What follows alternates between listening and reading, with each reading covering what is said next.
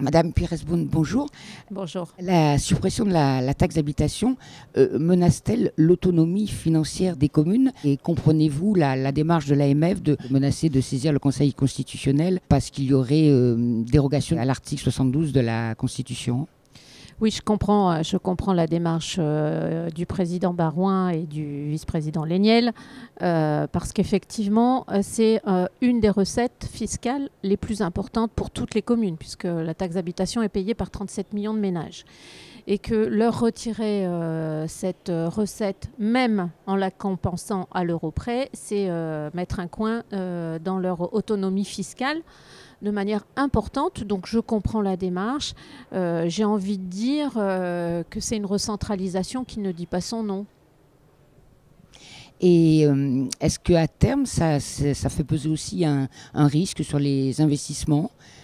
Alors, bien sûr, tout ce qui diminue en fait, parce que aujourd'hui, très clairement, dans la loi de finances, elle est compensée à l'euro près puisque c'est un dégrèvement qui sera donné aux communes. Donc pour 2018, pas d'inquiétude, les maires auront bien la même recette que celle qu'ils auraient eue sans réforme.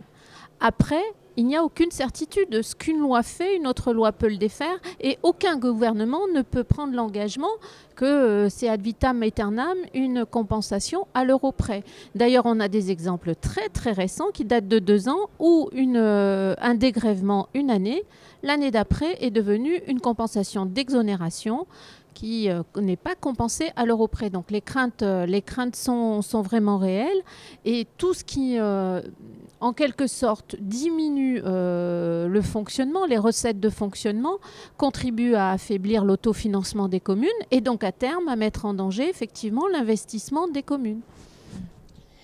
Vous avez, avec d'autres élus nationaux et locaux, travaillé en profondeur à une réforme des dotations, notamment votre rapport sur la DGF qui a fait date. Le nouveau gouvernement semble vouloir revoir de fond en comble cette fiscalité locale.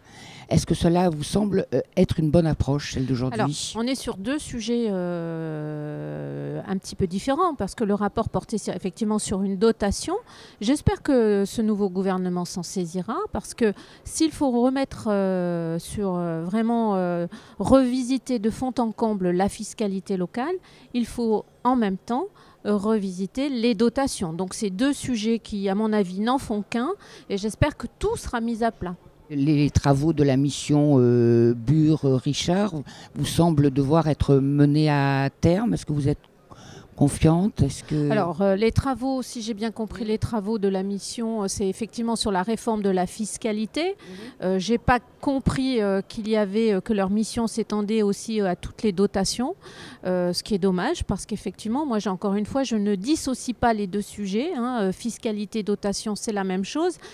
Surtout si on veut maintenir, et je pense qu'il le faut, une autonomie financière pour les collectivités locales, parce que, encore une fois, ce qui menace et ce qui me paraît être grave, c'est cette recentralisation qui ne dit pas son nom. Vous avez participé en 2015 à une commission d'enquête de l'Assemblée sur les conséquences de la baisse des dotations, dont le rapport n'a jamais été rendu public. Est-ce qu'on peut dire quels en étaient les principaux enseignements et depuis comment a évolué la situation ? Alors si le rapport, donc c'était mon collègue Alain Fauré qui présidait et c'était le rapporteur, c'était Monsieur Sansu. Si le rapport n'a pas été rendu public, c'est parce qu'il y avait notamment un amalgame avec le CICE. C'est la raison qui fait que ce rapport n'a pas été rendu public. Après, les conséquences, elles sont directes. On montrait très clairement que la baisse des dotations avait un impact direct sur l'investissement public des collectivités. Et c'est normal, encore une fois. Ce qui est dramatique, c'est qu'on ne peut pas dire aux collectivités il faut que vous baissiez votre dette, que vous stoppiez de vous endetter pour participer à la baisse de l'endettement public.